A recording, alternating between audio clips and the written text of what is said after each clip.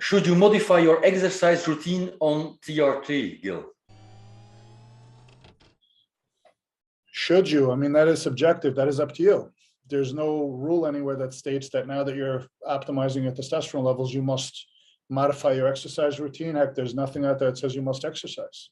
So in essence, there's nothing out there that says that you need to change your exercise with your testosterone level change.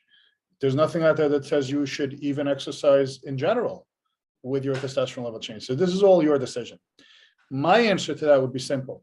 If you're already performing some level of exercise consistently and you enjoy it, and you feel that you now recover better, have more strength, have more desire and motivation to exercise, and you feel that you can get more out of your time in the gym as a result of your TRT, then by all means utilize that to your advantage, keeping in mind that your ego may supersede your body, especially initially. Having the motivation, especially for the guys that are older, right? We know we have some younger TRT patients. Got a lot of guys my age and up, right? 45, 55, 65, especially if they haven't exercised for years. Don't run out there and say, well, now I'm on T now, I feel good now, I'm motivated, I have the injury, I'm going to go out there and kill it. Because you're still susceptible to all of the injuries of anyone who's not on T.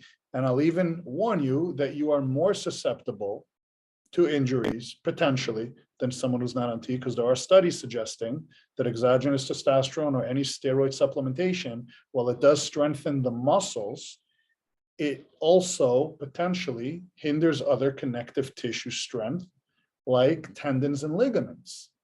And one of the reasons that these tendons potentially may get weaker, and there's two. One is a direct effect, and I believe it has to do with a loss of elasticity due to fibromyoblasts or calcification. And the second is the strengthening and growth of muscle tissue at a faster rate than natural may not allow the other connective tissue like tendons to follow suit on the same path.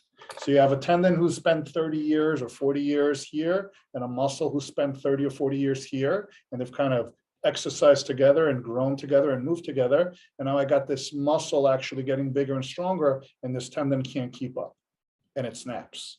So you are more susceptible to tearing injuries on testosterone than prior.